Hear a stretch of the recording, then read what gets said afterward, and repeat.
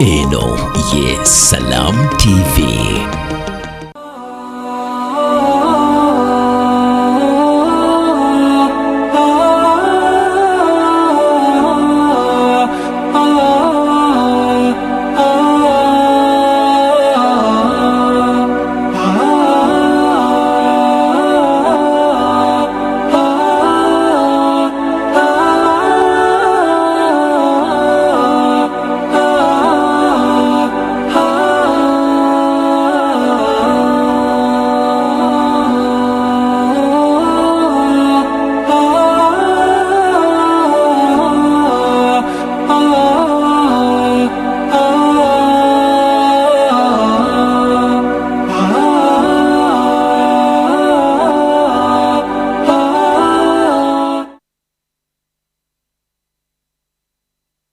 من الشيطان الرجيم بسم الله الرحمن الرحيم الحمد لله رب العالمين والصلاة والسلام على رسول الله وعلى آله وأصحابه وبعد منange gwe atulaba nsubire nti bongedde bulungi alhamdulillah waliwo abamu nga mutulaba nga muli mu kkubo mudda waka oli ku Afro Mobile ku simu yo okutte olaba salaamu ngoli mukubo dawaka kajamu kakukute salamu abala mutulaba mukyali ku mirimu mu office za mwe mugamba ti jamu kamale okukendeera olonno tusoke twolekere olwe waffe waliwo abamu nga mwavudde ku mirimu mwatuuse dda lwabawo abamu nga gwe mulimu wakolera ate era wasula mwenna gye muli nsuubira nti nno akawungeezi kabatambulidde bulungi alhamdulillah abavuddeyo mbakulisaayo abakyatambula nsaba Allah atutuuse bulungi naffe abasuubira okutandika olugendo lwaffe atuuse bulungi ate ateeke baraka mu lunaku lwaffe Allahumma amin.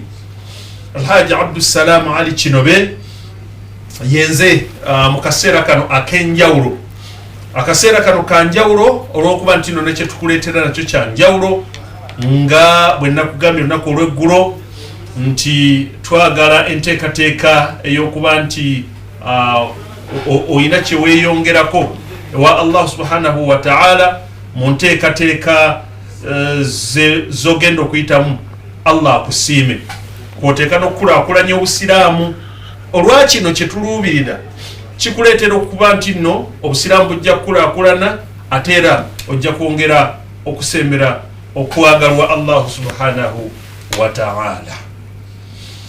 Tuli ku kaweefube okugula ettaka n'okuzimba omuzikiti gwa Masjidi Taqwa Kireku bweyogerere Namanve.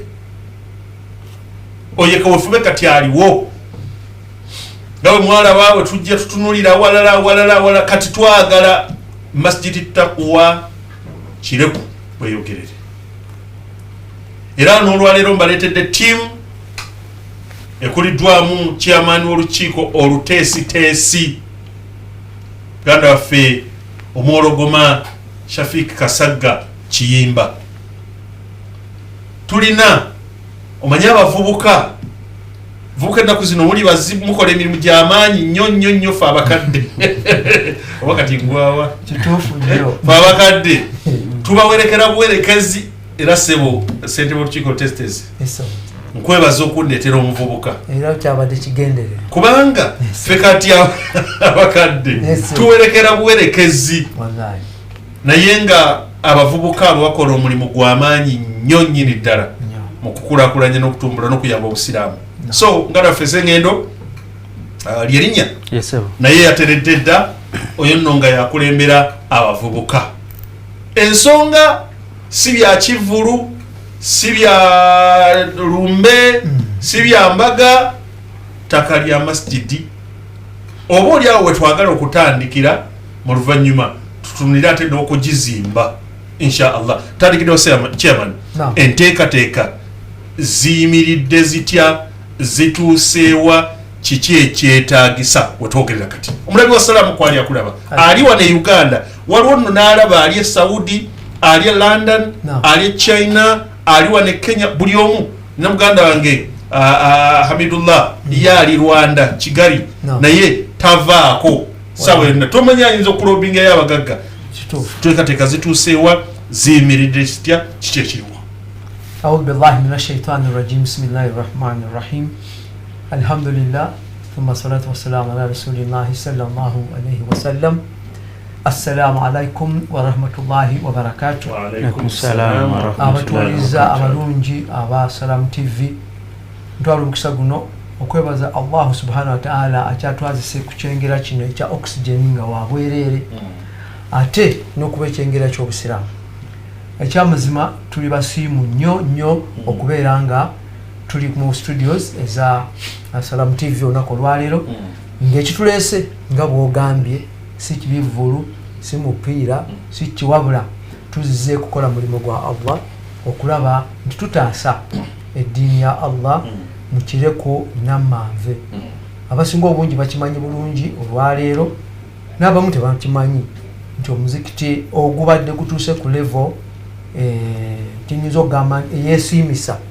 okuva gye twagujja mu mbaawo ne tugenda tuzimba kati olwaleero nga gubadde gutuuse mu tiles ate gwolekedde okubeera nga gumenyebwa si lwa nsonga ndala yonna wabula lwakubanga gwazimbibwa mu Royal Reserve unknowingly.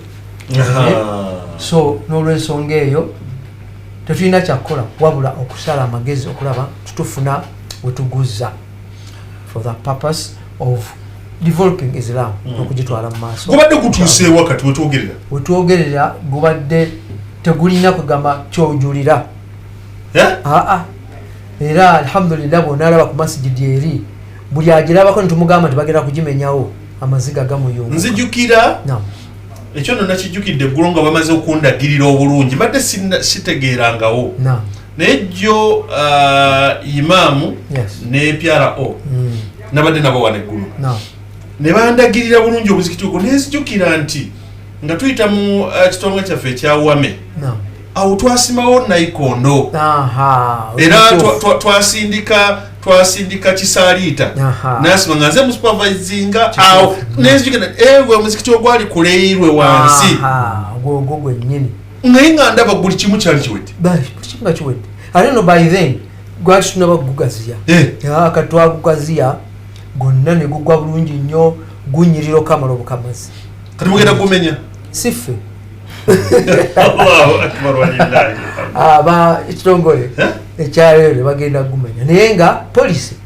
nti ebintu byonna ebiri mu Royal Reserve bagenda kukola kubimenya. Well, last year twafunako kusuubira nti bajja kucompensate nga bajja ne babala ne bakola ki niye omwaka guno obwatandika tugenda okulaba neighbor bonna nga amayimba bagamenye ne batugamba nti mwe muddako. Allahu akbar tugamba kakati tulina kukola ki Allah n'abagonza mwe ne bababuulirako era bakomaawo tractor zaakaaba paka ku masjidi ne batugamba kati tukyakomyeko awo niye muteeketeeke bwe mulaga bwe tumala eri yonna tukola ki tukomawo. So enteekateeka nga bwombuuzizza alhamdulillah naye nga tetunagenda mu nteekateeka mwe muzimba gumazewo emyaka ebiri gumazewo gisuseemu myaka bw'obala kuva 2007 mwakuzimba 2007 kugamba okuva lwetwatandika okuva mu Kiwempe mbaawo tukubirawo awo akatono ebiwempe byaliwo 2007 ogamba nti musaalirawo 2007 owulidde awo twali mu Kiwempe netuddako tukuba embaawo twava mu mbaawo tutandika okuzimba ate tukubeera nga mutono netugenda okuguza gaziya. So kati okubeera mu state gye gubadde okwakamala emyaka 5 kweganga gwesiimisa.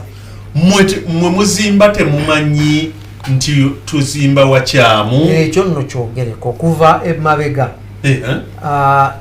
abantu bonna baagulanga mu kitundu ekyo nga batugamba nti ettaka lyabo naye definitely nga bwomanyi you couldn't go into so much details ngolaba ebizimbe biri okwo amaduuka bikimu so twakimanyirawo naye netugamba nti alhamdulillah maybe tujja kubanga batuleka tukole nga tukola naye alhamdulillah twakitegeera tibagenda kumenya netufuna otugenda okusengukira era enteekateeka zezino ezitulesa olunaku olwaleero okulaba tufuna ensimbi tusobole okudda mu kifo ekirala. Kangendeko ewa chairman w'abavubuka kubuka mukola omulimu gw'amaanyi tubulire ku nteekateeka z'oku Sande mmwe muziteeseteese mutya tusuubire ki ku lunaku olw'Essande olwo insha Allah. Bismillahirrahmanirrahim. Alhamdulillahi rabbil alamin. Thumma salatu wassalam ala ashrafil anbiya'i wal mursalin Muhammad bin Abdillah wa alihi wa sahbihi wa man tabi'ani ila yaumiddin. Wa ba'd. Assalamu alaikum wa rahmatullahi wa barakatuh. Wa alaikum salam wa rahmatullahi. Tumabaza Allah subhanahu wa ta'ala akyatuwadde ekyengere eky'obulamu nga baganda baffe bangi babukeesezza nga twabukesezza naye bugenza okuwungeera ng'ate bali wansi w'ettaka. Tumwebaza Allah subhanahu wa ta'ala akyatuwadde ekyengere eky'obulamu ne tumusaba akaseera ke tusigazaayo akatuteremu omukisa ate waliwo atujjule kalimatu la ilaha illallah muhammadur rasulullah. Tumwebaza mukadde waffe Sheikh Abdussalam Kinobe okutukyaza ku mpewo zino eziwulirwa eggwanga lyonna ne wabweru w'eggwanga ya Salam Television. Tumwebaza nammwe mwenna abali eyo tuwebaza okuba nti TV yaffe ennungi ey'obusiraamu ate mugifuula nnamba emu mu ggwanga lyaffe eno Uganda. Enteekateeka ez'oku Sande nga 26 zitambula abaganda bagamba batya bukwaku. Abasomesa webali abagenda okutubuulira okuwooya emyoyo webali. Ekifo kyayoyotebwa bulungi omukolo kwera munda muzikiti oba wabweru wabweru ne munda wabweru ne munda kubanga tunakozesa munda wayinza obutatumala ate ne wabweru ekifo kirinza okukola ki obutatumala naye tugenda kukozesa ebifo ebyo byombi bibiri. Tubasaba mwenna tugezezzaako okuteekateeka kino ekintu okumala akabanga ebyokulya toweraliikirira teweraliikirira byakula na byakunywa gwe jangu kusoma na kuyambako busiraamu yonna gy'oli tukkowoola oli busiya oli ku booda zonna osobola okutwegattako. Ekifo kyaffe security yatukakasizza dda yagenda kuba nywevu. Tulindirira bulindirizi lunaku insha Allah. Lunaku insha Allah. Allah akbar. Kakati twogere ku lunaku olw'Essande. Wakati ensonga enkulu bantu kuba kunga ku lunaku olw'Essande insha Allah. Olunaku olwo bakibe muyiseeko baba n'abalala bakibe oyinza ogga nti twamugamba naye kamuddemu nakati kowole sawa yakowola alhamdulillah okowola kyabona wavuka naye nakowola kyabazima tetusobola kukowoola abantu ntibamalayo naye twagala okutegeeza buli muntu yenna awulira ng'alumirirwa eddiini ye omuzikiti guno gwe twogerako gusaavinga ettundutundu okuva ebweyogerere paka Nammanve. Ettundutundu ero lyonna gwe muzikiti ogubadde guyambako okusamba abasiraamu okutambuza obusiraamu bwabwe babeere nga butambula bulungi. Naye alhamdulillah twagala okutegeeza abantu bonna abatuuliza nti olwaliro okuviira ddala bweyogerere Kirinnya Kito Buto Tebetebe Nammanve oludda lulyo lwa Azaamu bonna tubasaba bajje batwegatteko ku lunaku olwo.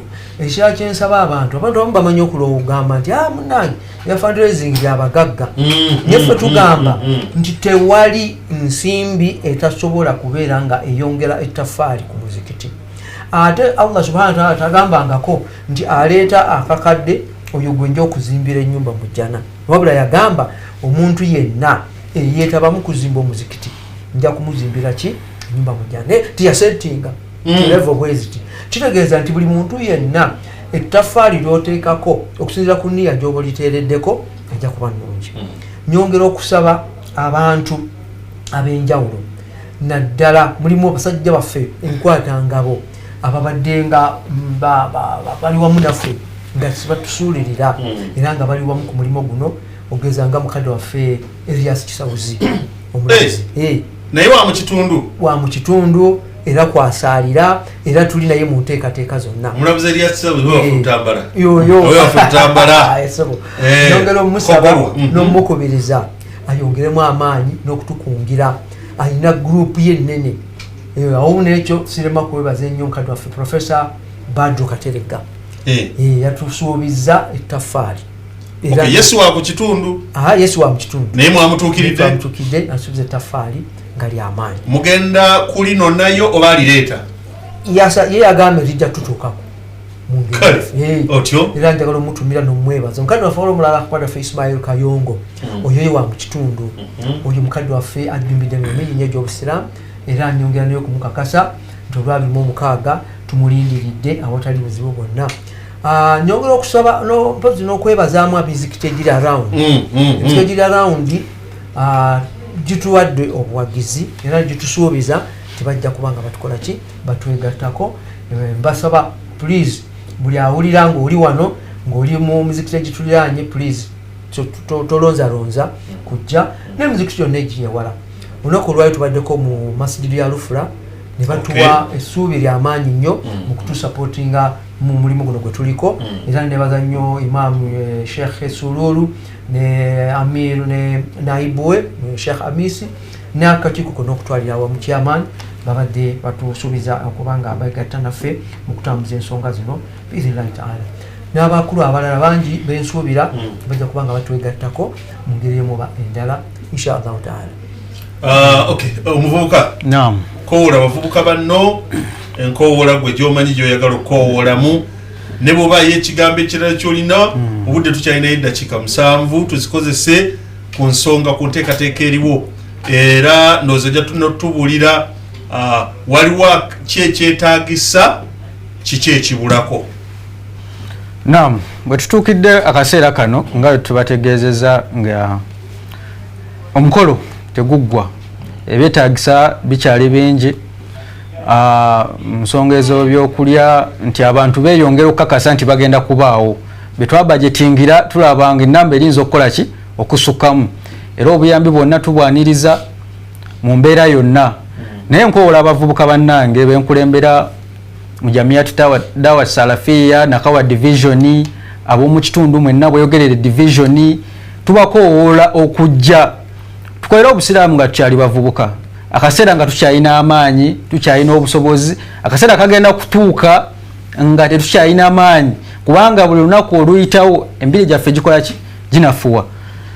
Bagada bange abakulembeze mwenna ebya politics mwatunoonyangamu akalulu nga mujja ne kunju kunju ke kaseera kati mujje ku muzikiti abasiraamu n'abatali basiraamu kubanga twabalonda mwenna mujje tubeere nga tutaasa ennyumba ya Allah tunaddawa Allah lunaku lw'enkomerero ng'ennyumba ye bagisenda nga tetulina kifo kyetusobola kugizzaamu. Ate mwattu oyogedde ku batali basiraamu tulina abantu abatuyamba ennyo ku mulimu guno. Waliwo omukadde waffe chairman w'ekitundu Hakiza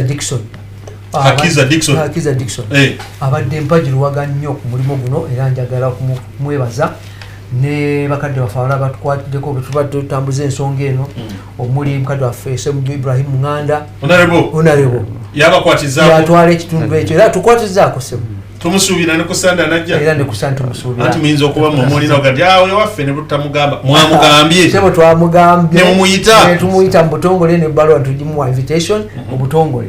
Waliwo omukodo waffe Arona Kisaache abadde mpajiruwaga nnyo nkadde Salimu Ngobi omukadde waffe w'embalwa tali mu kitundu naye nga abadde supportive nnyo mwamuyise twamuyise ssebo. Waliwo abamuvubuka Ramadan muweereza mufuje muvubuka naye ssebo bana simayita kukyanyinza kumuwa kaka tubuulire ssebo kiki ekyetaagisa tusooke kya ttaka kiki ekyetaagisa $3 mitwalo 5 ki ekyetaagisa okulaba nti ettaka eryo muligula mulinawo kyenkanaki oba tewali kaliwo. Alhamdulillah kyoyogedde kikulu nnyo. Bwe twatandikira kampeyini eno gwali mwezi gwa 6 landlord yatusaba $85 ne tutandika okwekolamu omulimu 1,200 1,000 wetwogerera bino nga ku mutwalo 1,200 okwo tulinawo obukadde 17 n'ekito.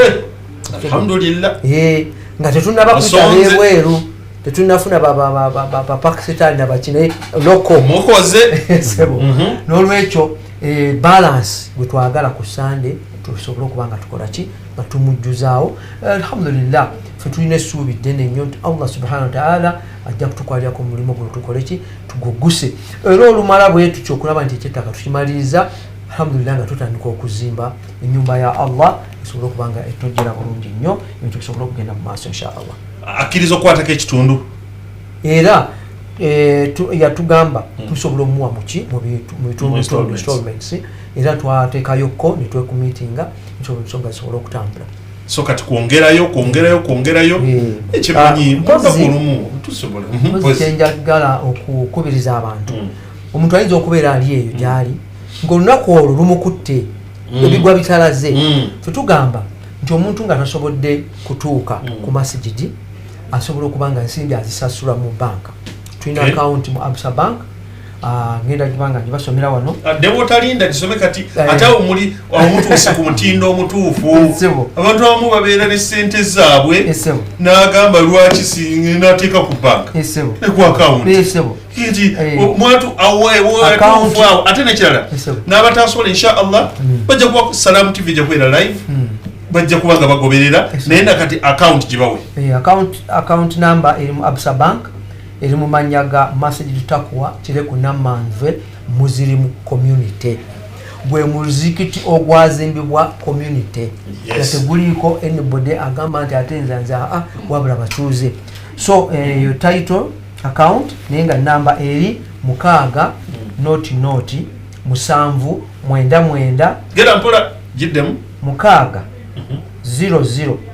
musanvu mwenda mwenda nsanvu mu 2 3 mu 8 jiddemu muludi gumu Absa Bank mu manyaga Masjid Taqwa Kireku Namanve Muzirimu community. Masjid Taqwa Kireku Namanve Muzirimu community. Otyo 6 musanvu mwenda mwenda nsanvu mu 2 3 mu 8. Then kalubirwa bya bank nga mobile money ye mwanguyira. Oyo ye asobola okusindika ku namba 070 nkaaga mu 4 nkaaga mu 2 8 mu 9. Erimanya gani? Naziwa Farida ye muwanika waffe. Kati awo wenyini chairman. Nibo tukulemberamu mu kusiibula. Owabavuka na yasiibule nange olwosiibule. Sebo mukama waffe gwo kulembera mu kusiibula tikitiki nga 10 bigambo byosiibuza n'owabavuka naye tikitiki nga 10 bigambo byasiibuza zino nkozesa tikitiki bubiri. Sebo Zendi Junior. Yes. Sebo njagala okwebaza okusookera ddala mu kusiibula kwange neebaza Salam TV ne Salam Charity olw'omukisa gumutuwadde ate n'okutuwa obusuubi nti mukyali naffe okulaba ng'omulimu guno tuguggusa. Ekyo nno tekifunwa neera tubeebaza nnyo. Njagala okwebaza akakiiko bwe tuli ku mulimu guno kuba sisobola gukola nzekka, mwenna mbagasse wamu olw'obudde sobola bamenya kinnoomu abali ku kakiiko ak'ettaka ate ne neebaza ne management committee eya Masjid Taqwa nenzizaako okwebaza management eya Kiratwale Muzirimu community era nembebaza nnyo awansi wa Sheikh Muhammad Kabunga ne Sheikh Luzinda. Mwebali nnyo mwebali ddala byonna Sheikh Mustafa barakallahu fikum n'abalala bonna abali mu teekateeka ez'okulaba nti ensonga eno etambula mu ngeri esinga okuba ennungi. Obavuka naam tikitiki naawe butono nga 8 era osibule alhamdulillah. Sebo Sheikh Alhaji Abdusalam Kinobe tukwebaza okutukyaza ne management yonna ya Salam Television abatuyambyeko mwenna otutuusa wano we tuli tubeebaza mwenna abasiraamu baffe ab'omu Kireku abajjama mwenna tubeebaza.